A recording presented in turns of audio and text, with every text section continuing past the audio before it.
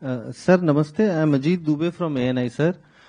Sir, you talked about, in your opening remarks, you talked about busting Pakistan's nuclear rhetoric, sir, during Operation Sindoor. Can you tell us how did the army do it, or how did the forces do it? And during the talks with DGMOs during the conflict, was there ever any nuclear threat given by Pakistan Army? And sir, in recent past, we have seen that a major force restructuring has taken place, where you have been able to create a pool of over 1 lakh drone operatives. Was this necessitated by the Operation Sindoor, or was it in plans earlier also? And if you can tell us about the entire restructuring plan, sir, IBGs, Rudras, whatever the army is going to do in future. Thank you, sir. Hello sir, Krishna Mohan Mishra, Sputnik India से। Sir, operation सिंदूर में artificial intelligence का कितना इस्तेमाल हुआ, कितनी जरूरत समझी गई, और खासतौर पर ऑपरेशन सिंदूर के बाद सेना ने आर्टिफिशियल इंटेलिजेंस का क्या क्या उसमें आगे बढ़ी है उसकी तैयारी में, और क्या भविष्य की तैयारी है, क्या भविष्य के कार्यक्रम है? सर, संदीप आईएनएस से। सर, मेरा सवाल यह है कि जब डीजीएमओ लेवल टॉक्स हुए थे और उन्होंने ये भी बात हुई थी कि जो फॉरवर्ड मूवमेंट है पाकिस्तान की तरफ से भी ऑपरेशन सिंदूर के दौरान, और उनको भी कम किया जाएगा, अभी फिलहाल क्या स्टेटस है? और कुछ खबरें ये भी हैं कि जो टेररिस्ट कैंप या जो खत्म किए गए थे वो दोबारा से जो है उन्होंने रिबिल्ड करना शुरू किया है, इसके बारे में क्या जानकारी सर? एक बार पहला पोर्शन दोबारा बताएंगे क्वेश्चन। सर, ऑपरेशन सिंदूर के दौरान जिस वक्त डीजीएमओ लेवल की टॉक्स हुई थी उसमें यह भी बात कही गई थी कि जो एक्स्ट्रा फोर्सेज जो मूवमेंट किया गया था, फॉरवर्ड मूवमेंट था, वो ग्रेजुअली कम किया जाएगा। तो क्या पाकिस्तान की तरफ से ऐसा कुछ दिखाई दे रहा है कि उन्होंने जो फॉरवर्ड मूवमेंट था उसको कम किया है, जो डिप्लॉयमेंट है उसको कम किया? क्या चेंजेस आप एलओसी के आसपास देख रहे हैं सर, या आईबी के आसपास? सेकंड पार्ट क्या था? सेकंड पार्ट ये था कि सर जो टेररिस्ट कैंप आप लोगों ने जो बस्ट किए थे, निशाना बनाया था, उसके बाद से अब धीरे धीरे टेररिस्ट कैंप और ज्यादा जो है वो जगह भी बदल रहे हैं और नए नए स्टैब्लिशमेंट भी हो रहा है, इसकी क्या जानकारी है सर? तो पहला मैं आपसे ही जवाब शुरू करता हूं। जहां तक सवाल है कि ऑपरेशन सिंदूर के टाइम जो फॉरवर्ड मूवमेंट हुए थे, forward movement over a period of time हमारे डीजीएमओ एग्रीमेंट के बेसिस पे इसको हमने कम करना शुरू किया था, और इसको हमने वक्त दिया था कि तकरीबन हम इसको मई के आखिरी तक इसको हम पूरा करने की कोशिश करेंगे। और बीच बीच में डीजीएमओ टॉक्स होती रहती थी दोनों तरफ रीएश्योरेंस करने के लिए, ताकि कोई मिस इन्फॉर्मेशन न रह जाए, और वो रीएश्योरेंस के मद्देनजर हमने इसमें कार्रवाई की थी दोनों तरफ से। जैसे आपको पता है कि हम लोगों ने काफी मोबिलाइजेशन किया था, काफी हद तक मोबिलाइजेशन किया था, वो क्लासिफाइड है लेकिन काफी किया था, तो उस मोबिलाइजेशन को धीरे धीरे हमने सही जगहों पे पहुंचाया हुआ है। जहां तक हमारे आईज एंड ईयर्स के सवाल हैं, चूंकि ऑप सिंदूर ऑन है इसलिए वो आईज एंड ईयर्स वो खुले रहेंगे। इसके तहत जो कुछ हमें कार्रवाई करनी है वो हमने आगे कर रखी है। जहां तक दूसरा आपका सवाल है कि टेररिस्ट कैंप के क्या हालात हैं, तो टेररिस्ट कैंप के हालात का मैं ये बताना चाहूंगा कि जितनी खबर हमारे पास है, तकरीबन 8 कैंप्स अभी भी हमारे ऐसे नॉलेज में हैं जो कि एक्टिव हैं, जिसमें से 2 तकरीबन आईबी के अपोजिट हैं और 6 एलसी के अपोजिट हैं।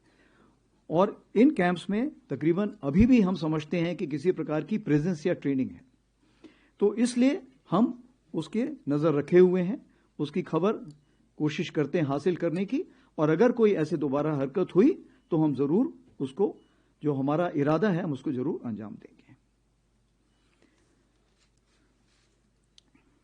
दूसरा सवाल था आर्टिफिशियल इंटेलिजेंस के ऊपर। आर्टिफिशियल इंटेलिजेंस के ऊपर सबसे मैं पहले यह बताना चाहूंगा कि आर्टिफिशियल इंटेलिजेंस कोई ऐसी चीज नहीं है जो कि आज शुरू हुई है। ये आर्टिफिशियल इंटेलिजेंस हमारे साथ हमेशा रही है, चलती रही है, इसके मायने बदलते रहे हैं, इसके दायरे बदलते रहे हैं।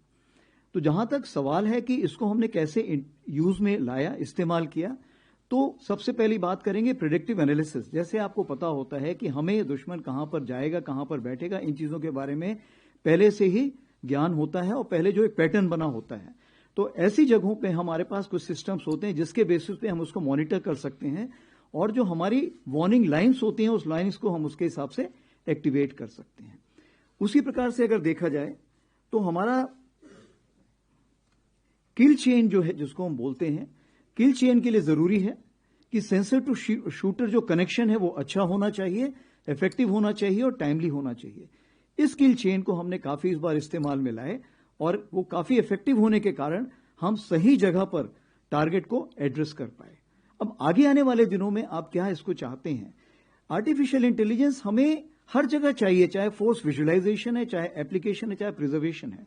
उदाहरण के तौर पे मैं आपको बताऊंगा, जैसे एयर लिटोरल की हम बात करते हैं, इसमें हम देखते हैं कि बहुत ही ज्यादा ड्रोन्स इस्तेमाल होंगे और बहुत ज्यादा फ्लाइंग इक्विपमेंट इस्तेमाल होगा। तकरीबन 97% जो स्पेस है वो आर्मी के इक्विपमेंट से भरी रहती है। उसके लिए हमने कुछ कोशिश की है। सक्षम का हमने अभी एक कार्रवाई की है जिसके लिए ऑलरेडी काफी एडवांस स्टेज में है, जो एक ऐसा सॉफ्टवेयर बनाएंगे जो हमारे वहां पे फ्लाइंग इक्विपमेंट को मैनेजमेंट सिस्टम हमें प्रोवाइड करेगा। उसी प्रकार से आप देख लीजिए CICG, कुछ हमारे पास ऐसे सिस्टम है जो कि हमारे लॉजिस्टिक्स मेंटेनेंस के लिए हैं। वो सिस्टम्स भी इसी प्रकार की कार्रवाई करेंगे और ये ऐसे सिस्टम है, चूंकि ये सिस्टम आगे बढ़ के तीनों सर्विसेज के सिस्टम्स को अपने साथ मिलाएंगे, तो इसमें आर्टिफिशियल इंटेलिजेंस का होना बहुत जरूरी है। तो कहने का ये मतलब है आर्टिफिशियल इंटेलिजेंस आगे आने वाले दिनों में बहुत ज्यादा बढ़ती जाएगी और किसी भी फील्ड में आप देखेंगे तो इसका महत्व बढ़ता जाएगा। तीसरा सवाल जो पूछा है अजीत जी ने, उन्होंने पूछा है कि न्यूक्लियर रेटोरिक का क्या मतलब है और फोर्स स्ट्रक्चर। तो फोर्स स्ट्रक्चर तो एक सब्जेक्ट ही अपने आप में है, तो मैं उसके बारे में आके बाद में बात करता हूं। जहां तक न्यूक्लियर रेटोरिक का चीज है, मैं ये कहना चाहूंगा कि DGMO टॉक्स में न्यूक्लियर के ऊपर कोई भी बात नहीं हुई थी और जो न्यूक्लियर रेटोरिक जो भी दी जा रही थी वो पॉलिटिशियन द्वारा दी जा रही थी या लोकल पब्लिक द्वारा दी जा रही थी पाकिस्तान में। मुझे ऐसा कोई अंदाज नहीं है कि मिलिट्री की तरफ से ये कोई ऐसी चीज आई थी। जब हम बोलते हैं कि इसमें हमारा रोल क्या था, जब हम बात करते हैं, पहले बोला जाता था कि कन्वेंशनल ऑपरेशंस के लिए जो स्पेस है वो कम होती जा रही है और सब कन्वेंशनल से डायरेक्टली हम सीधे न्यूक्लियर डोमेन में जाएंगे। परंतु इस बार जो हमने कार्रवाई की, आपको पता है कि जम्मू कश्मीर में स्पेशली जिस तरह की फायरिंग हुई थी और जिस तरह से हमने उनको एड्रेस किया और तकरीबन हमने उनके 100 लोगों को जो खत्म किया, वो सब कार्रवाई जो हुई थी वो इसीलिए हुई थी क्योंकि हमने कन्वेंशनल स्पेस को बढ़ाया। और उस 88 आवर्स में आपने देखा कि कन्वेंशनल स्पेस को बढ़ाने के लिए आर्मी का जो मोबिलाइजेशन था वो इस प्रकार से था कि कोई भी ऐसी गलती अगर पाकिस्तान ने की जिसमें कि हमें मजबूर होना पड़ा ग्राउंड ऑपरेशन शुरू होने के लिए, हमने पूरी तैयारी कर रखी थी।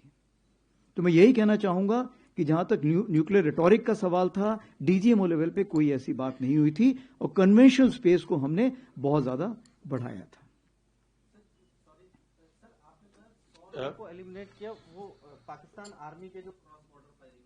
जी, आप सही बोल रहे हैं। मैंने इसके बारे में पहले भी बात की है कि तकरीबन उन्होंने गलती से एक बार, मुझे याद है 13 या 14 अगस्त के आसपास उन्होंने गलती से 150 लोगों की लिस्ट निकाली थी और जिसको हमने एनालाइज किया बाद में उन्होंने उसको वापस पुल आउट कर लिया था। उसमें 100 लोग जो तकरीबन हमारे अंदाज से थे वो तकरीबन लाइन ऑफ कंट्रोल में जो फायरिंग हुई थी या IBJN के सेक्टर में जो फायरिंग हुई थी उससे खत्म हुए थे। जहां तक आपने फोर्स स्ट्रक्चर की बात की, फोर्स स्ट्रक्चर में मैं सिर्फ आपको यही बताना चाहूंगा कि ड्रोन पहले भी अहम रोल प्ले कर रहा था, लेकिन ऑपरेशन सिंदूर के बाद इस चीज को पूरा एक मेजर एक्सेलरेशन मिला। क्या हम इस ऑर्गेनाइजेशंस को पहले देख रहे थे? हाँ, हम इस ऑर्गेनाइजेशंस को पहले देख रहे थे। इनको हमने काफी कुछ तक वैलिडेशन किया था, इसको डेजर्ट टेरेन में किया था, हाई एल्टीट्यूड टेरेन में किया था, तो वैलिडेशन चल रहा था। लेकिन चूंकि ऑपरेशन सिंदूर ऑन है, इसलिए हमें इसको जल्दबाजी में और जल्द से जल्द हमने इसको कमीशन करना पड़ा, इसको हमने एक शेप देना पड़ा। इसी चीज को मद्देनजर रखते हुए हमने क्या कार्रवाई की, अगर हम इन्फेंट्री बटालियन से शुरू करें तो आप देखेंगे ड्रोन पहले क्या होता था, ड्रोन कोई भी उड़ा सकता है, लेकिन अगर आपको ड्रोन का इफेक्टिव इस्तेमाल करना है सर्विलेंस के लिए, फोर्स एप्लीकेशन के लिए, एंटी रेडिएशन के लिए, जैमिंग के लिए, लॉट एम्यूनिशन के लिए, या जो काउंटर यूएस इक्विपमेंट जिसको हम बोलते हैं, चाहे वो काइनेटिक हो चाहे नॉन काइनेटिक हो, दोनों के लिए, इन सब के लिए हमें बड़े ऑपरेटर्स चाहिए और इनके लिए हमें इंटीग्रेशन चाहिए। इसका मतलब यह हुआ कि ये अभी स्पेशलिटी की जगह एक सुपर स्पेशलिटी का खिताब जीत चुका है। तो अगर ऐसी बात है तो इस चीज को मद्देनजर रखते हुए हमें जरूरत है कि हम इसको स्पेशल ऑर्गेनाइजेशंस खड़े करें। तो जो सबसे पहला ऑर्गेनाइजेशन हमने खड़ा किया वो इन्फेंट्री बटालियन में हमने अश्नी प्लेटून खड़ी की, जिसमें स्पेशलिस्ट लोग हैं जो कि एक लेवल की क्वालिफिकेशन हासिल करते हैं तभी वो इसमें जा सकते हैं। उसी प्रकार से एक हमने भैरव लाइट कमांडो बटालियंस खड़ी की हैं, जो कि हमने आज की तारीख पे 13 भैरव बटालियंस खड़ी की हैं। ये भैरव बटालियन का जो काम है, इनका काम है कि जो घातक प्लेटून होती थी इन्फेंट्री बटालियन में, जो स्पेशल फोर्सेस, इनके बीच का जो एक गैप है, इस गैप को कवर करना विथ मॉडर्न इक्विपमेंट। तो US equipment, counter US equipment, loiter munition और भी जो हमारे इक्विपमेंट होते हैं, उसको लेके एक घातक रोल प्ले करना। आगे बढ़ते हैं हम आर्टिलरी में। आर्टिलरी में अगर हम बात करें तो एक दिव्यास्त्र हमने बैटरी बनाई है। दिव्यास्त्र बैटरी का यह मतलब है कि वो आरटी रेजिमेंट के अंदर रहेगी और वो एक डिव कमांडर को सपोर्ट प्रोवाइड करेगी अगेन यूएसएन, काउंटर यूएसएन, लॉटर म्यूनिशन के लिए। जो हमारी शक्तिमान रेजिमेंट है, जो अभी हमने 3 खड़ी कर रहे हैं शुरू करने के लिए, और बाद में 12 खड़ी करेंगे, फिर इसको और आगे बढ़ाएंगे। ये पूरी रेजिमेंट जो है इसी चीज के लिए रहेगी। इनका जो रेंज रहेगा, शुरू में शायद ये 100 से 400 किलोमीटर रहे, आगे आने वाले दिनों में हम इसको 750 किलोमीटर से 1000 किलोमीटर भी इनका दायरा देख रहे हैं। इसी प्रकार से ये जो यूनिटें हैं, ये आर्मर्ड में भी खड़ी होंगी, मैकेनाइज्ड इन्फेंट्री में भी खड़ी होंगी। आपको पता है कि ईडब्ल्यू ब्रिगेड जो है, उसमें non kinetic counter US equipment already आ रहा है, और एयर डिफेंस में भी काइनेटिक इक्विपमेंट एयर डिफेंस के लिए आ रहा है। तो ये कुछ छोटे मोटे, मतलब मोटे तौर पे मैं आपको बताना चाहूंगा कि किस तरह का हमने मेजर चेंजेस लाए हैं। और जैसे आपको पता है कि इंटीग्रेटेड बैटल ग्रुप भी अभी सैंक्शन हो चुका है, और ये भी इसमें बदलाव लाए जाएंगे। Namaste, sir. I am Rajesh Roy from American News Agency, the Associated Press. Wanted to ask, how is the broader understanding at LAC with China holding on thus far, and how do you see the chances of both pulling back tens and thousands of forces from the front line? It has been 5 years since Galwan.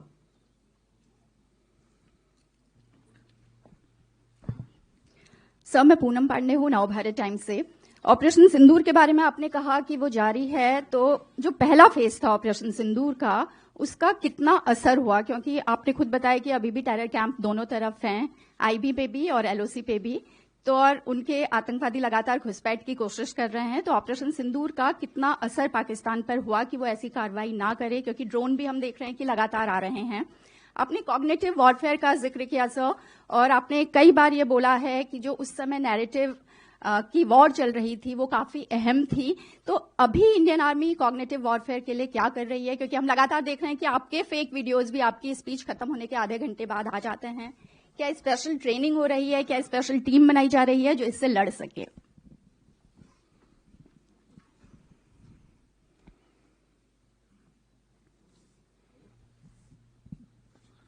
नमस्ते sir, मैं मंजीत नेगी हूं आज तक से।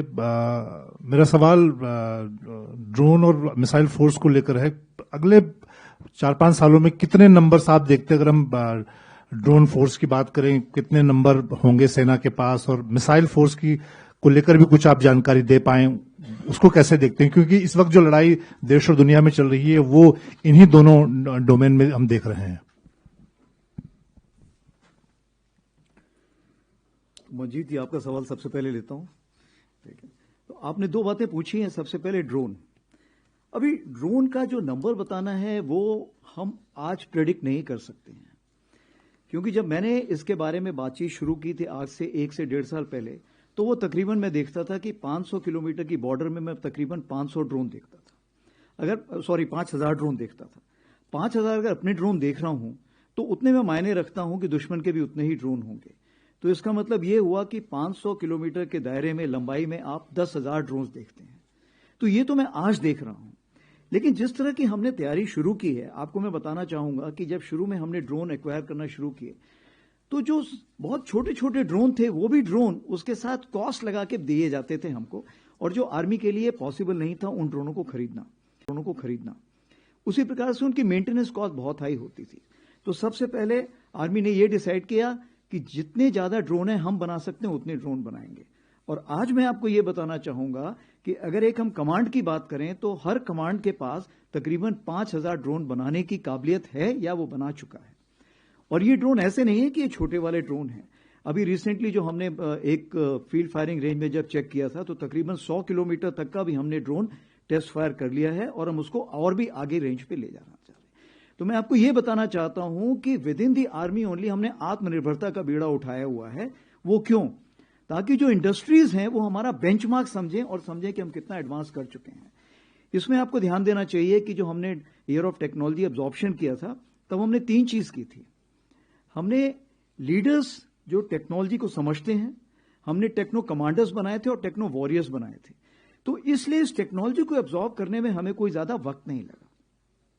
अब आगे आने वाले दिनों में मैं यही कहना चाहूंगा कि ये नंबर जो मैंने 10,000 बताया है, ये शायद 20,000 भी जा सकता है और ये लाख भी जा सकता है। ये डिपेंड करता है कि आप कितनी जल्दी इसको वहां पे लाना चाहेंगे। और ये जो लड़ाई है ये 4 दिन की चलेगी ऑप सिंदूर जैसे, या 4 साल की चलेगी यूक्रेन रशिया वॉर जैसे। तो जैसे ही लड़ाई जितनी चलती जाएगी, हमारे पास इतनी काबिलियत होनी चाहिए कि हम उतने ड्रोन बना सकें। ये बात है। जहां तक दूसरा आपने सवाल जो पूछा था, दूसरा सवाल आपका था मिसाइल फोर्स के बारे में। तो क्या मिसाइल फोर्स की हमें जरूरत है? जवाब है हां। आज आप देखेंगे रॉकेट और मिसाइल दोनों एक दूसरे में शामिल हो गए हैं, क्योंकि अगर हमें इंपैक्ट में पहुंचाना है तो रॉकेट भी पहुंचा सकता है, मिसाइल भी पहुंचा सकता है। इसीलिए हमसे अगर आप पूछिए तो हम रॉकेट मिसाइल फोर्स की तरफ देख रहे हैं, क्योंकि पाकिस्तान ने, जैसे आपको पता है, उसने रॉकेट फोर्स एक आर्मी के तहत खड़ी की हुई है। आपको पता है कि चाइना ने भी ऐसी फोर्स खड़ी की हुई है। तो ये समय की मांग है कि हमें ऐसी फोर्स खड़ी करनी पड़ेगी। उस चीज को मद्देनजर रखते हुए, जैसे हमारा पिनाका है जिसको 120 किलोमीटर की रेंज में चेक किया गया है, हमने ऑलरेडी कुछ कॉन्ट्रैक्ट साइन किए हुए रॉकेट के जो 150 हैं, जिसको हम बाद में 300-450 किलोमीटर की भी रेंज पे भी देखेंगे। उसी प्रकार से आपने प्रलय के बारे में अभी सुना होगा, क्या कार्रवाई हो ही रही है। ब्रह्मोस तो आपको पता ही है। कुछ और भी ऐसे सैंक्शंस हमारे पास हैं जिसको हम आगे लेके जाएंगे। तो मैं यही आपको सारांश में बताना चाहूंगा कि ये समय की जरूरत है और इसको हम जितनी जल्दी इसको ऑर्गेनाइज करें उतना हमें इफेक्टिवनेस लाने में फायदा होगा। अब हम बात करते हैं पूनम जी की। पूनम जी ने पूछा है कि ऑप सिंदूर में पाकिस्तान के ऊपर कितना इफेक्ट पड़ा है और ड्रोन जो दिखाई दिए हैं उसके बारे में क्या कहना है। तो सबसे पहले मैं ये बताना चाहूंगा कि ऑप सिंदूर के बाद जो हमारा टेररिस्ट इनिशिएटेड इंसिडेंट है वो तकरीबन खत्म हो चुका है। मैंने आपको जैसे बताया कि उसी प्रकार से जो एक्टिविटीज हैं वो बहुत कम हो चुकी हैं। इसका मतलब ये नहीं है कि हमने J&K में कोई किसी प्रकार की कमी पेशी की है या कोई हमने किसी प्रकार की फौज को वहां से निकाला है। हमने उतना ही दबाव बना के रखा हुआ है। जैसे मैंने आपको बताया कि क्या वापस बाहर के जो कैंप्स हैं, जो वेस्ट साइड कैंप्स हैं, जिसके बारे में मैंने अभी बताया कि 8 कैंप्स अभी भी वहां पे एक्टिव हैं हमारी नॉलेज में, और उस पर अभी भी लोग बैठे हुए हैं। कितने बैठे हैं ये अलग अलग इसके सोच विचार हैं, बट हमारी तरफ से अगर देखा जाए तो तकरीबन 100 से 150 लोग हो सकता है वहां पर बैठे हों। जहां तक पॉलिटिकल रिटोरिक है या जहां तक जो हुर्रियत जो उस साइड है, पाकिस्तान है, क्या वो पूरी तैयारी कर रही है? मेरे हिसाब से पूरी तैयारी कर रही है। क्या पाकिस्तान उन लोगों को शह दे रहा है जो इस चीज को, रेडिकलाइजेशन को और लोगों को मोटिवेट करते हैं यहां पे आने के लिए? हाँ, वो कार्रवाई चल रही है। फंडिंग जो है, फंडिंग चूंकि अभी उसके तरीके बदल गए हैं तो तुरंत हो सकता है मैं उसका जवाब ना दे पाऊं। जहां तक हमारी अलर्टनेस है, लाइन ऑफ कंट्रोल में अलर्टनेस पूरी है, क्योंकि ऑपरेशन सिंदूर ऑन है। जहां तक ड्रोन का सवाल है, ड्रोन ये आपको देखना ये कौन सा वक्त है। ये वक्त जो है हमारा 15 जनवरी और 26 जनवरी के काफी पास का वक्त है। इस वक्त जो होता है आप देखेंगे कि पाकिस्तान थोड़ा सा एक खौफ में रहता है कि कोई ऐसी कार्रवाई ना हो। तो ये जो ड्रोन्स अभी हमने देखे हैं ये बहुत छोटे ड्रोन्स हैं। ये लाइट ऑन करके आते हैं, ये बहुत हाइट पे नहीं जाते हैं और ये बहुत ही कम देखे गए हैं। जैसे 10 के आसपास तकरीबन 6 से 7 देखे गए थे, 11 और 12 तारीख को 2 से 3 देखे गए हैं। तो ये जो ड्रोन थे ये मैं समझता हूं कि डिफेंसिव ड्रोन थे, जो कि ये ऊपर आके देखना चाहते कि हमारे अगेंस्ट कोई कार्रवाई तो नहीं हो रही है। मैं ये मना नहीं कर रहा हूं, हो सकता है कि वो ये भी देखना चाहें कि कोई कहीं गैप तो नहीं है, इंडियन आर्मी में कोई ढिलाई तो नहीं है, कोई गैप वो जहां से वो टेररिस्ट वहां से भेज सके। तो मेरे ख्याल से उनको उसका नेगेटिव जवाब ही मिला होगा। उन्होंने देखा होगा कि आज की तारीख पे कोई ऐसी जगह नहीं है, कोई ऐसे गैप्स नहीं जहां से वो भेज सकें। लेकिन ये जरूर है, आज जो हमारी डीजीएमओ स्टॉक हुई है उस स्टॉक में इसके बारे में जिक्र किया गया है और उनको बताया गया है कि ये हमें मंजूर नहीं है और कृपया करके इस पे लगाम लगाइए। ये उनको ये बता दिया गया है। आपने दूसरा सवाल पूछा है जो एक सब्जेक्ट इन इटसेल्फ है कि narrative management system, narrative management system और कॉग्निटिव, ये कितनी जरूरत है और समय की मांग है। सबसे पहले तो मैं ये बताना चाहूंगा ऑपरेशन सिंदूर जो है, ऑपरेशन सिंदूर से हमने बहुत लेसन सीखे, लेकिन हम उसके पहले भी बहुत तैयारी कर चुके थे। उदाहरण के तौर पे हमने ये सीखा कि जो भी आप खबर देते हैं उसकी क्रेडिबिलिटी होनी चाहिए, क्योंकि लंबे समय में आपकी क्रेडिबिलिटी होना बहुत जरूरी है। आप जो भी खबर देते हैं उसमें कंसिस्टेंसी होनी चाहिए। तीसरी चीज ये होनी चाहिए कि किसी भी नैरेटिव मैनेजमेंट डोमेन में या कॉग्निटिव डोमेन में वैक्यूम नहीं होना चाहिए। अगर वैक्यूम नहीं होगा तो नेगेटिव न्यूज बहुत फास्ट मूव करती है। चौथी चीज क्या है कि आप नेगेटिव न्यूज को कितना तूल देते हैं। आपने ये देखना है कि कितनी नेगेटिव न्यूज नहीं आई थी। उदाहरण के तौर पे मैं आपको बताना चाहता हूं कि जब से 22 अप्रैल के बाद से जितने भी हमारे ट्विटर हैंडल थे इंडियन आर्मी के, वो सारे ट्विटर हैंडल जो वेस्टर्न फ्रंट को फेस कर रहे थे वो बंद कर दिए गए थे, ताकि कोई ऐसा ना करे कि वेस्टर्न कमांड ने ये बोला है और जब तक हम वेस्टर्न कमांड से चेक करें तब तक वो न्यूज सब जगह जा चुकी है। तो जो सिंगल सोर्स ऑफ ट्रुथ था, वो सिंगल सोर्स ऑफ ट्रुथ हमने सिर्फ एडीजी स्ट्रैटकॉम रखा था। इसीलिए आप देखेंगे कि हम लोगों की क्रेडिबिलिटी बहुत हाई थी। दूसरी चीज ये है, हमने इन्फो ऑप्स ग्रुप्स और इन्फो ऑप्स डेस्क बनाए हुए हैं जो कोर हेडक्वार्टर तक पहुंच चुके हैं, और ये जो है कार्रवाई करते हैं इस प्रकार की कि जहां भी कोई इंफॉर्मेशन है वो सही जगह से सही वक्त पर पहुंचे। सबसे बड़ी बात आती है साइकोलॉजिकल डिफेंस की। साइकोलॉजिकल डिफेंस क्यों? मेरे पास आज की तारीख पे वेटरन्स को मिला के, उनके डिपेंडेंट्स को मिला के 1.3 करोड़ पॉपुलेशन है, यानी 1% पॉपुलेशन तो मेरे पास, जिसको मुझे डायरेक्टली रीच करना है। अगर इस पॉपुलेशन को रीच करना है तो मुझे जरूरी है to have a psychological defence division, और इस चीज को मद्देनजर रखते हुए हमने ट्रायल बेसिस पे एक साइकोलॉजिकल डिफेंस डिवीजन बनाई जो कि 24/7 इसको मॉनिटर करती रहती है। क्यों? क्योंकि किसी भी देश में, आप ये ऐसा नहीं है कि सिर्फ पाकिस्तान से उभर के चीजें आ रही हैं, हो सकता है टर्की से उभर के आए, हो सकता है और किसी और देश से भी उभर के आए, तो चूंकि उनके टाइमिंग्स अलग है इसलिए 24 घंटे इसको नजर रखनी पड़ती है और उस पर हम कार्रवाई करते हैं। इसमें चूंकि होल ऑफ नेशन अप्रोच होता है, तो जैसे आपको पता है कि एक सेंट्रल सेल बनाया गया था जिसमें हर मिनिस्ट्री के लोग बैठे हुए थे और फेक न्यूज को वो काउंटर कर रहे थे और करेक्ट न्यूज देने की कोशिश कर रहे थे। उसके अलावा अब सिंदूर के टाइम पर हमने डीआईबी के साथ और मैती के साथ मिलके बहुत सारे यूआरएल्स, यूट्यूब चैनल्स और ट्विटर हैंडल्स को ब्लॉक किया था, क्योंकि वो उस टाइम हमारी नेशनल नेसेसिटी थी। और ऑफ कोर्स फेक न्यूज के ऊपर फेक स्टैंपिंग तो हम खुद ही उसी वक्त लगाते थे जैसे हमको पता लगता है। तो मैं आपको यही कहना चाहूंगा, हमारी तैयारी बहुत थी, और अगर आप उस ट्वीट को देखें जिसको हम बोलते हैं जस्टिस सर्व्ड ऑपरेशन सिंदूर, आज की तारीख पे वो 23 मिलियन हिट्स ले चुका है।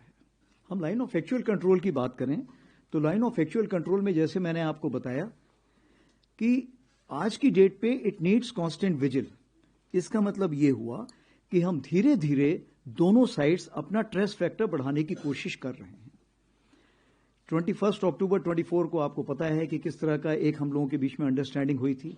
उसके पहले कजान में दोनों टॉप लीडर्स मिले थे, उसके बाद आई थिंक तियानजिन में मिले थे, और दोनों के बीच में, इस टाइम के बीच में हमारी एसआर लेवल की मीटिंग्स हो चुकी हैं, उसी प्रकार से हमारी WMCC मीटिंग्स हो चुकी हैं, और इन सब, उसके अलावा हमारे रक्षा मंत्री जी 2 बार मिल चुके हैं उनके रक्षा मंत्री जी से, हमारे फॉरेन मिनिस्टर मिल चुके हैं उनके फॉरेन मिनिस्टर से। So, since you spoke in English, I'll answer in English hereafter. So, as a result, now what is happening, that there is a kind of a sense of urgency and sense of acceptance from both the sides to keep the borders as calm, as quiet as possible. And how to go about it? How to go about it? Firstly, to keep the communication open. So now what we have done, that we have various levels of talking echelons. They speak to each other and make sure the minor issues are resolved at that place and not made into a major issue. So we have a station level meet, we have a CO level meet, and so on up till the corps commander. And wherever such meetings were not taking place, we have proposed in the Eastern Command also to have such meetings. The aim is to resolve the issue as early as possible, fast as possible, as amicable to both sides as possible. And this has actually drawn the results. And many places, small misunderstanding could lead to problems. We have sat down together and solved the issue. This is how we are going about it. As far as the issues of the force reduction and force deployment is concerned, I would like to just say that it is a matter of time, space, and resources. So what we look at, the forces should be placed in such a manner that they should be able to reach a particular deployment within the stipulated time and within the stipulated numbers. So that is something which we are looking at for the time being. Now, to handle this situation, two groups have been formed. One is the expert group, and which is second is the working group. As far the expert group is concerned, you are aware, looking at the boundary delimitation, and as far the working group is concerned, is looking at the boundary management. So once these groups give us some additional guidelines, based on that, on-ground developments will take place as of today. Hi, General Trivedi, Ajay Banerjee, this side to your right, sir. Hi, sir. I speak two clarifications. One, you said the restructuring. You are creating some new organizations also. Sir, could you please specify what are these organizations? Second clarification, sir. You gave a detailed reply on China. Sir, are we or have we reduced the number of troops since October 2024? Snehesh. Sir, Snehesh Philip here from the print. So during Op Sindoor, we saw some of our systems being diverted from the eastern sector to the western sector. And post Op Sindoor, we've also gone in for procurement of specialized ammunition, but in limited numbers. You know, this is the ammunition that the numbers are what Russia and Ukraine would fire in about 4 hours of their fighting.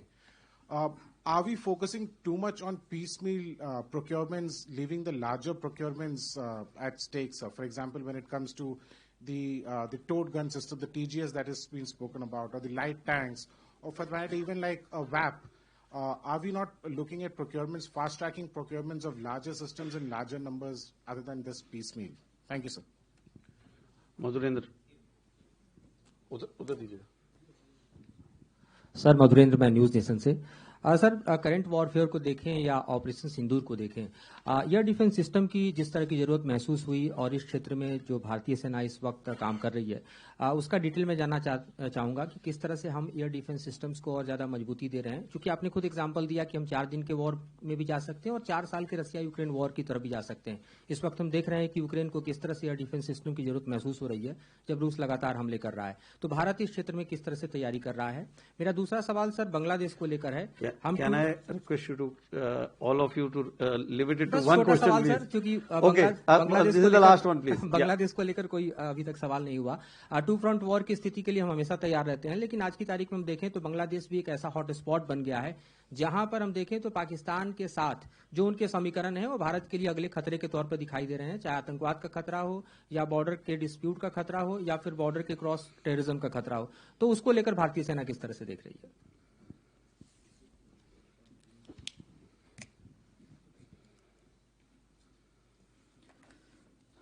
So Ajay ji asked about the new organizations. So as for the new organizations are concerned, like I have told you, that we are looking at the Bhairav battalions, in total 25. We are looking at Shaktiman in terms of 13 to begin with, 15 to begin with, and thereafter add 11 more. We are looking at Divyastra, which will be 34 Divyastra batteries. We are looking at Rudra brigades. To begin with, 2 already implemented. We are looking at 7 more.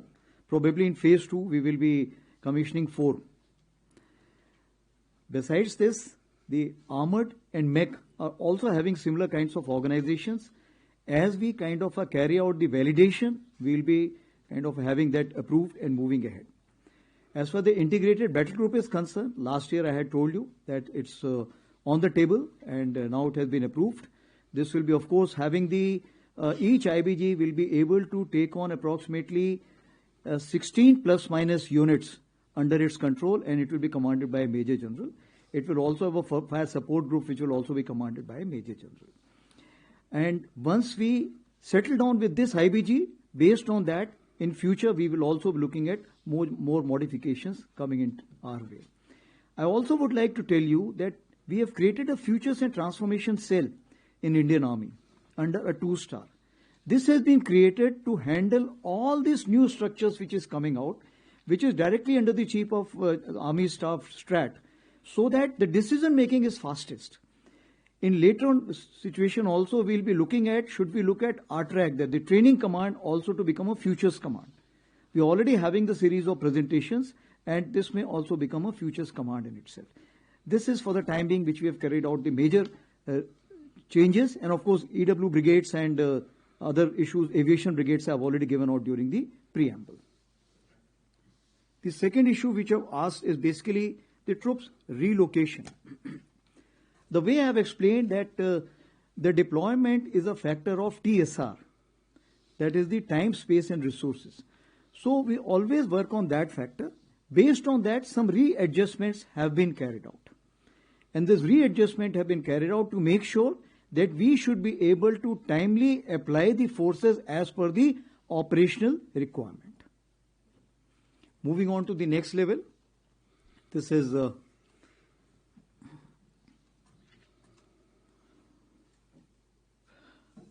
you had asked for the special ammunition and also you had asked for something else? The piecemeal procurements rather than focusing on the larger big scale which are slowed down.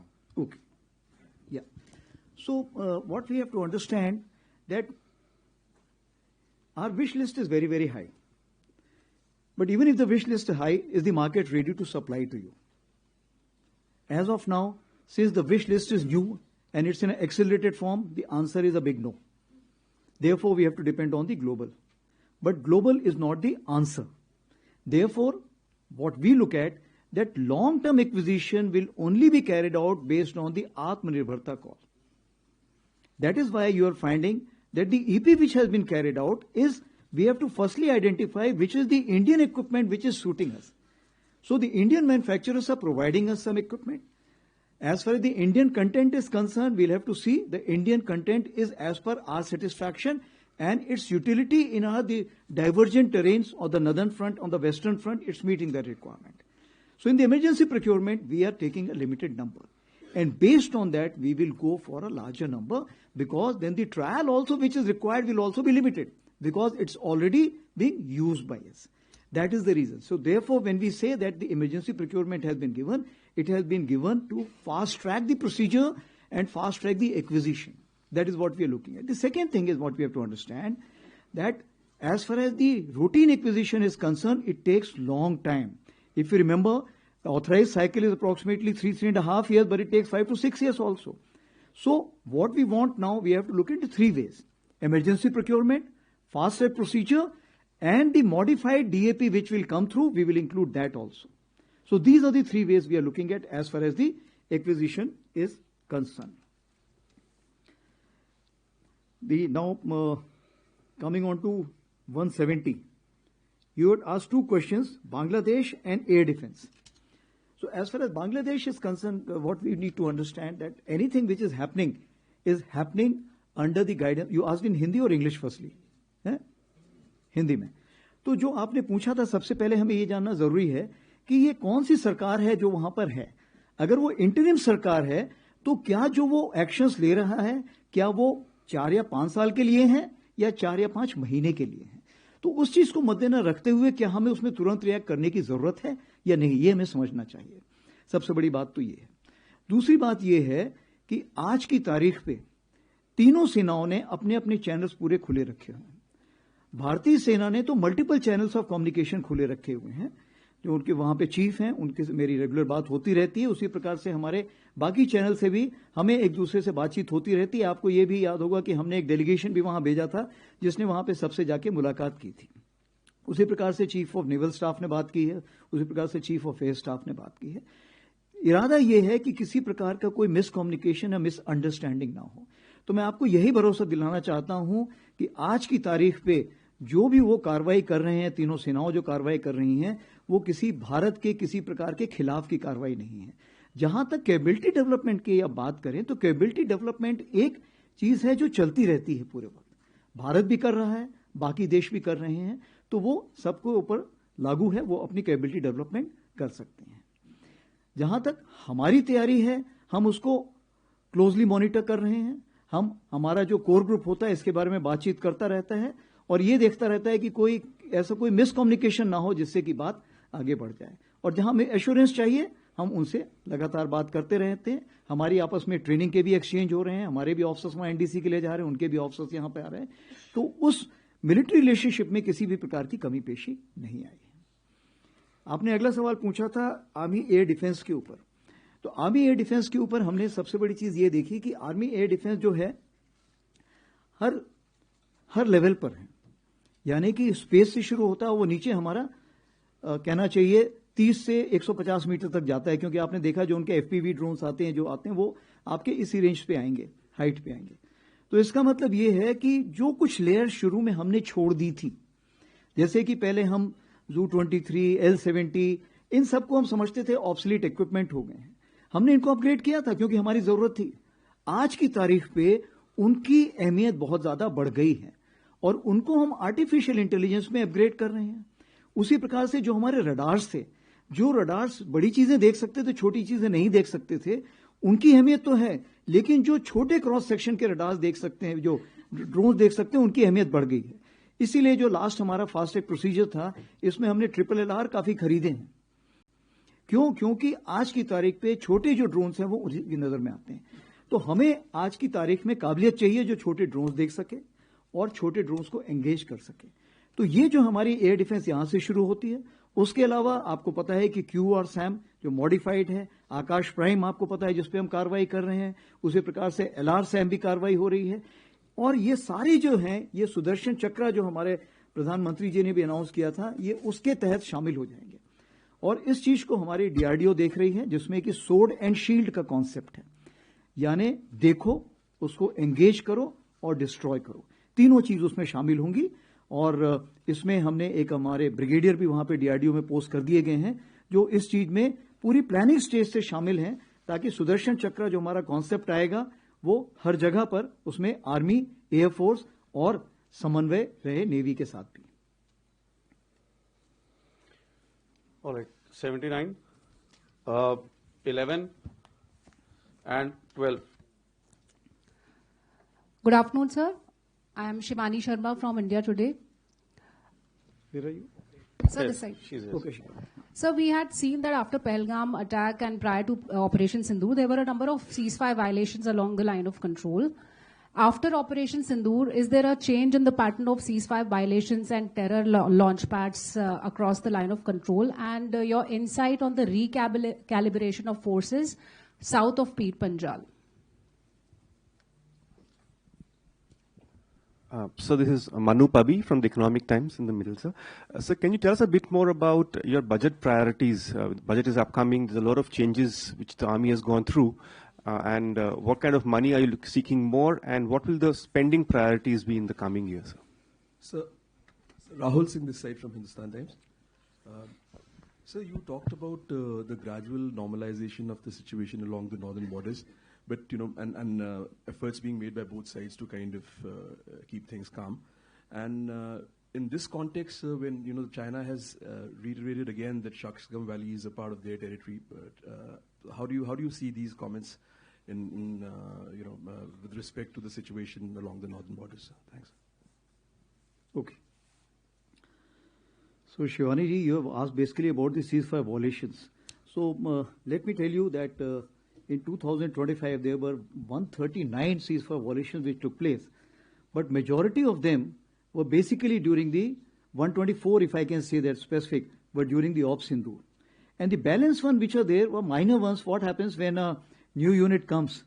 By the time, at times, if you have served in, of course you won't have served in LC, but what I'm saying is, in line of control, when the tree also moves, it looks like that people are coming to attack you.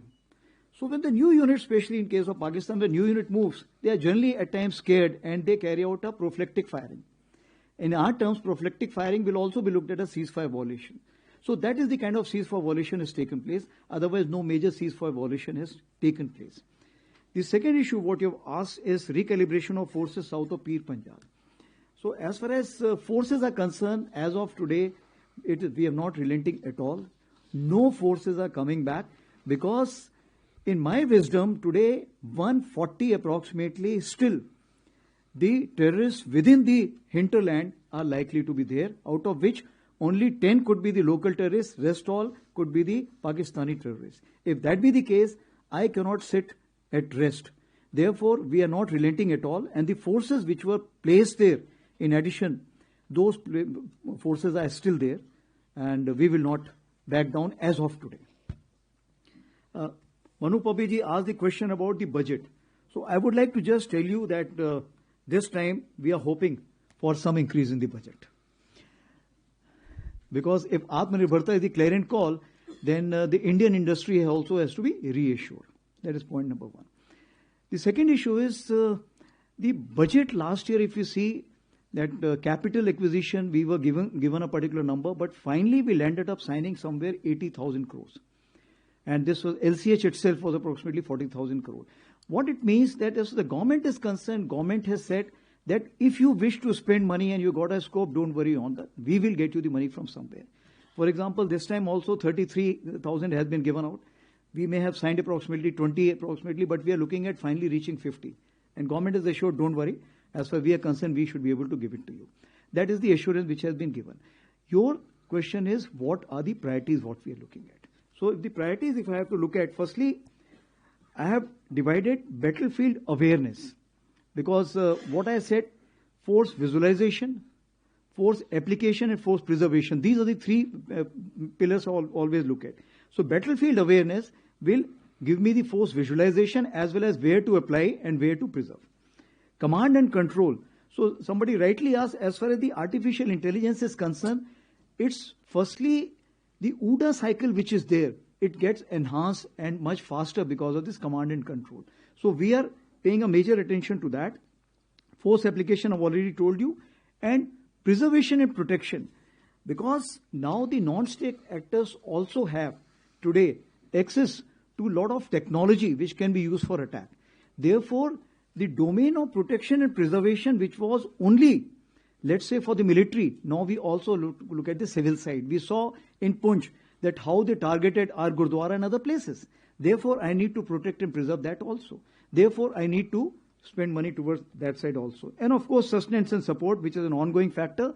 It's more applicable to the army because it's a large army, and our revenue expenditure, even for sustaining in terms of ammunition, arms, and the equipment, including kitting, comes from the revenue. Therefore, it will always remain very high for us. So this is as far as your question is concerned. Then Rahulji, you asked about the Northern Front and about the Shaksgam Valley. So as the Shaksgam Valley is concerned, India considers 1963 agreement between Pakistan and China as illegal. Therefore, any activity in Shaksgam Valley is concerned, we do not approve of it. And in this terms, MEA has already issued the statement. Therefore, the joint statement which has been issued in China, what I understand about the CPEC 2.0, we do not accept it, and we consider that it is an illegal action which is being carried out by the two nations. Right, ladies and gentlemen, we are coming to probably the last set of questions. So we'll have 63, 68, and 80.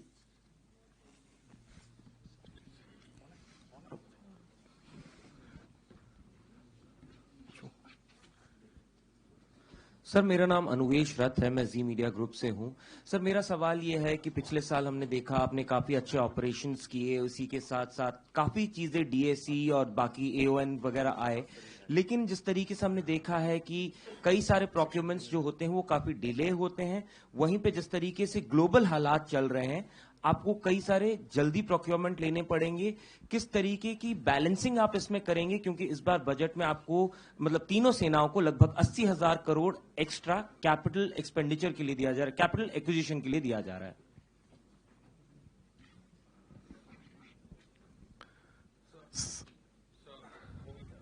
Srinjoy, your mic is not working. Please give him another mic. This was in Hindi or English? Hindi. English. Anush. Hindi? Yes, sir. So, there's been a lot of talk about the Striker. Is the Army interested in the Striker? And also, sir, in the last DSE, there was this huge consignment of tanks that were going to be overhauled. Very, very large number. Now, as far as the previous case was concerned with the earlier batch, there seemed to be some unhappiness about it in terms of quality, in terms of time. So could you just tell us where it stands? And also this rocket force that you spoke of. Srinjoy, I'll request, we are at the fag end now. Otherwise, others will not get a chance to ask a question. Okay. Thank you so much. Thank you so much. Thank you so much. Sir मैं हरेन चौधरी रक्षा समाचार से। Sir sir मेरा सवाल है कि artillery को लेकर के रेंज बढ़ाने की बात हो रही है और आईआईटी मद्रास ने रिसेंटली अभी कहा है कि हम रेंज बढ़ाने वाले हैं, तो भारतीय सेना कब दुनिया की पहली सेना बनेगी जो एक्सटेंडेड रेंज आर्टिलरी जो रैमजेट इंजन के साथ होगी वो जो है इंडक्ट करेगी, कब तक ये होगा? और दूसरा सवाल मेरा जोरावर टैंक को लेकर के है सर, उसका भी क्या स्थिति है और कब से उसके यूजर ट्रायल शुरू होंगे और कब भारतीय सेना में शामिल होगा? Thank you. ओके, तो पहले मैं रक्षा समाचार का सवाल लेता हूं।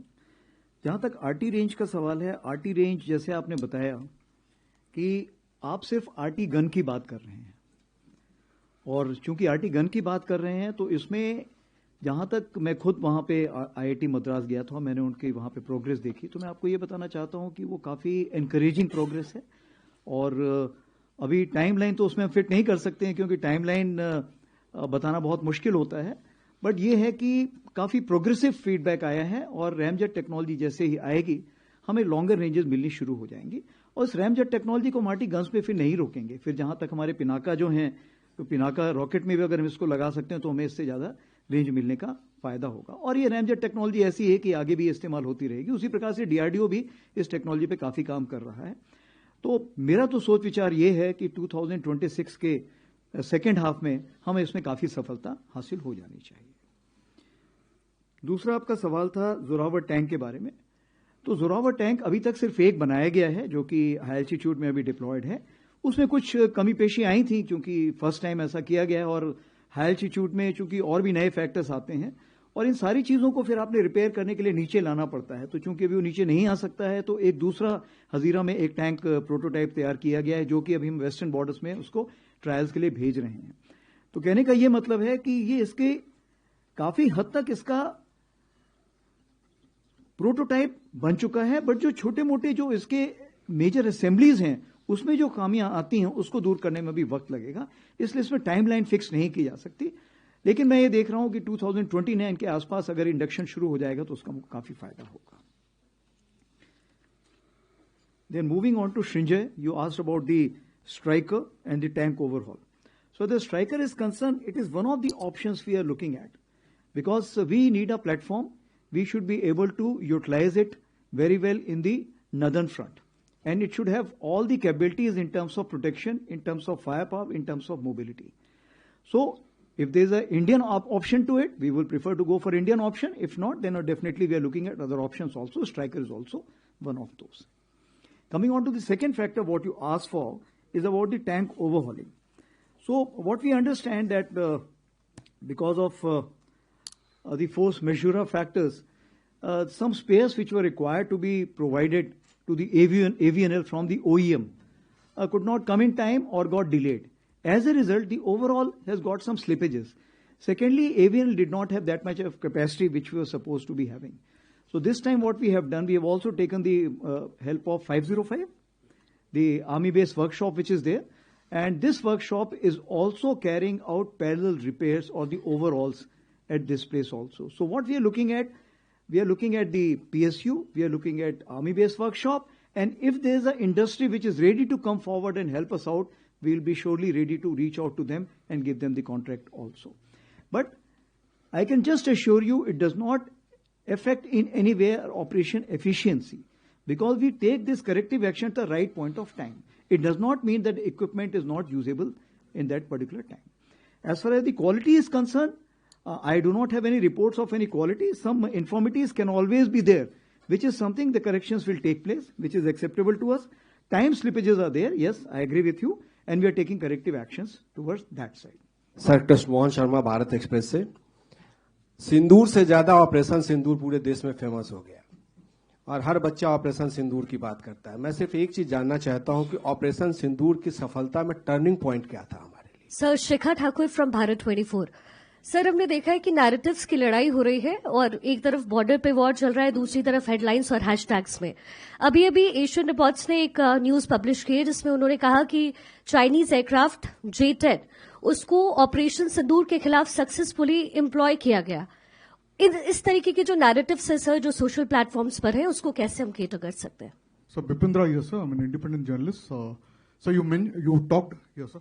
You talked a lot about the northern front, sir. There is one thing that I wanted to ask you about the northern front, which is in October 2024, when the agreement was signed for disengagement. There were also two more steps that were to be done, which is disengagement and de-induction. Three-step process was to be maintained. At what process? Currently this LAC disengagement exists at this point in time. And also, sir, world over we are seeing that the conflict is drone-driven. Basically, the drones are, sort of shaping the battlefield, effects that happen. And air littoral is becoming a very important space, and control of air littoral is also a big question mark as far as the Indian force structures are concerned. So would you throw some light on what is the thinking of the army on the air littoral control and command and control structures? आपने पूछा था कि ये जो बहुत सारी खबरें आ रही हैं सोशल मीडिया में, इसको आप काउंटर कैसे करते हैं।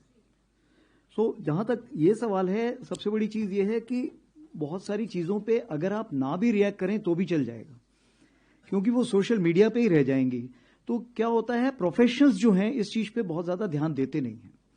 लेकिन अगर किसी चीज में सच्चाई है, अगर उसमें कुछ सच है, तो उसको हम फिर डिटेल में इन्वेस्टिगेट करेंगे, आइडेंटिफाई करेंगे, उसके काउंटर एक्शंस लेंगे। बट आज की तारीख पे ये जो साइकोलॉजिकल चलता है, ये इसको हम बोलते हैं सोशल मीडिया वॉरियर्स। इन वॉरियर्स के बीच में ही जो बिना तलवार के लड़ते हैं, वो बिना तलवार की लड़ाई वहीं पे सीमित रहे तो अच्छा है। काउंटर के लिए जो कार्रवाई थी उसके बारे में मैंने आपको पहले ही बताया, बहुत कुछ कार्रवाई हम कर रहे हैं और आगे आने वाले दिनों में करेंगे ही। जहां भी आपको डाउट होता है, आप हमारे सोशल मीडिया हैंडल पे या एडीजी स्ट्रैटकॉम को ट्वीट करके भेजिए, वो जरूर उसका जवाब देंगे और आपको सही चीज बताएंगे। रही बात हमारे अक्टूबर 24 का, आपने पूछा डिसएंगेजमेंट और डीएस्केलेशन के बारे में आपको क्या कहना है। तो जहां तक डिसएंगेजमेंट का सवाल है, जैसे मैंने आपको बताया कि जो 21 अक्टूबर को जो हमने आपस में एग्रीमेंट किया था, उसके तहत जो भी कार्रवाई करनी थी वो हमने कंप्लीट कर ली है। अभी बात आती है कि इसको आगे कैसे बढ़ाया जाए। तो इसको आगे बढ़ाने के लिए जैसे मैंने आपको बताया कि WMCC है, आपने इंग्लिश में पूछा था। So as we already know that the WMCC is there, we have the specialist representative group which is their special representative, and of course the channels which are open in terms of various ministries. So as a result, what has happened, these expert groups and the working groups have been made. Now we are waiting for the outcome of this expert group and working groups. As these expert groups and working group arrive at a particular logical synergistic solution, we will start kind of executing them on ground. So we are just awaiting those kind of instructions. This will take some time, and we are ready to wait. The second question which you had is drone and air littoral. So like I told you that 97% of the airspace as far as the air littoral is concerned is being used by the Indian Army. Therefore, it is mandatory for the Indian Army to look at how to control that. What we have done, that we have UCC, and this UCC, this control center which is there, Unified Control Center, we are keeping at the division level. Now, this Unified Control Center, which is a division level, is not only kind of coordinating the drones which military is using it, that is the Army, Navy, Air Force. It is also looking at which is being used by the CAPF. Is it also looking at the drones which is being used by the drone Didis? It is also looking at the drones which is being flown for the agriculture purposes, and also for reconnaissance, or even for the medical, or even, let's say, Amazon and others which are flying the drones. So during the conventional operations or during the heightened gray zone, this UCC will come into play. But this UCC is not independent. That is working out with the core headquarters, and core headquarters JATC is integrated with the Air Force ISCCS through Akashseer. So everything is integrated, and that's why UCC is working based on a format called as Saksham. And as we go higher, there are already various AI tools which are there. So all these are at a nascent stage for the time being. As they mature, we will see which is the software which is best suited for us, which has got more integrity in terms of being produced in-house, which is scalable. So based on this, those softwares will be utilized, and artificial intelligence from generative will become agentic at later stage. With this, we come to the end of the question and answer No, there's session. a turning point. I think who was this turning point? Yeah. आपने पूछा कि op सिंदूर में turning point क्या था। मेरे हिसाब से turning point जो था दो स्टेज पे देखना चाहिए आपको। सबसे पहले टर्निंग पॉइंट तो ये था जो 22 मिनट की हमारी जो हमने टेरर टारगेट्स पे जो स्ट्राइक की थी, उस 22 मिनट से सबसे पहले तो क्या हुआ था कि जो उनका डिसीजन मेकिंग साइकिल था अपोजिट साइड का, वो बिल्कुल हिल गया था एंड उन्हें वक्त लगा समझने में। एंड चूंकि वक्त लगा तो जिसके हाथ में जो आया, किसने पत्थर फेंकना शुरू कर दिया, किसी ने ड्रोन, किसी ने मिसाइल, तो अफरा तफरी ऐसी मची हुई थी उस तरफ कि उनको समझ में नहीं आया क्या कार्रवाई हो रही है। और ये जो मिसमैनेजमेंट उस तरफ से हुआ था, उसको हमने कैलिब्रेटेड रिस्पॉन्स दिया, ताकि हम लड़ाई को आगे नहीं बढ़ाना चाहते थे, क्योंकि हमारा जो पॉलिटिको मिलिट्री एम था वो हमने पा लिया था। दूसरा जो टर्निंग पॉइंट था, जो मैं शायद यहां पे खुले में ना बता पाऊं, बट 10 तारीख को सवेरे कुछ ऐसे निर्देश तीनों सेनाओं को दे दिए गए थे कि अगर ये लड़ाई आगे बढ़ती तो इसमें क्या होना था, वो जिसको समझ में आना था उसकी समझ में आ चुका था। तो चूंकि उसके समझ में आ चुका था, इसीलिए फिर जैसे कि 9:30 के आसपास हमारे डीजीएम उस टाइम घई साहब थे, वो यहां बैठे हुए हैं, और उस चीज को मद्देनजर रखते हुए, उस चीज को समझते हुए, क्यों उनके पास सैटेलाइट से एक पूरी खबर थी कि कौन सा शिप, कौन सा स्ट्राइक कोर या पिवेट कोर या कौन सा एयरक्राफ्ट कहां मूव कर रहा है। इस सारी खबर को जब उन्होंने, जिसको हम बोलते कनेक्टिंग द डॉट्स, जब उन्होंने डॉट्स कनेक्ट किए तो उन्होंने बोला अभी समय आ गया है, इस लड़ाई को यहां पे रोकना उचित होगा, उनके लिए फायदेमंद होगा। Sir, I'm Lieutenant Colonel Umang Kohli. Served under your command also when you were the Northern Army Commander, sir, in the IW. I work for India Strategic. I'm the executive editor. Sir, my question to you is, we are seeing that the rocket forces, Russia has decided to raise a rocket force just like China, and there is a lot of buzz about the rocket force being raised.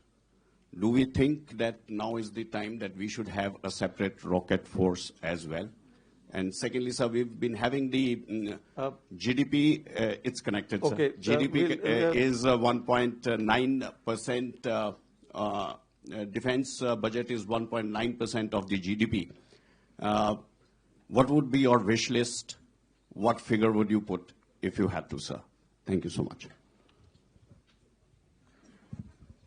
Yes. Please, ma'am. So this is Sangeeta Saxena, editor, Aviation and Defense Universe. Sir, just one question. We had talked so much about transformation and reform. So when will we be able to tell our granddaughters, my granddaughter, that yes, you will be join the army, beta, you will command 1 paras, 9 paras, 7 paras. So when do we get women into the infantry, sir?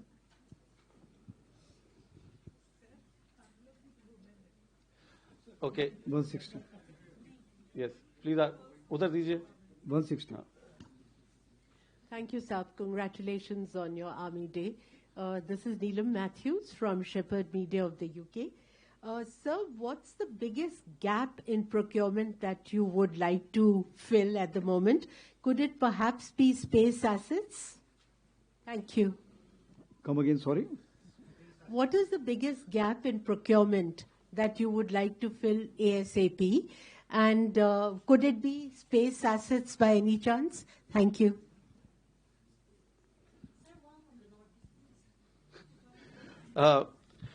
This way we will not be able to end today, but knowing the chief, this is the last one. I'll request both of you to please hold on. Okay, I think there are 3. I'll request both of you to, otherwise we'll never end. So what we'll do, these 3 I'll have a lunch with them. Okay? All right, sir. Okay. The 3 of you And I'll keep can answering sit all with the questions. chief for the lunch and ask your questions. Okay.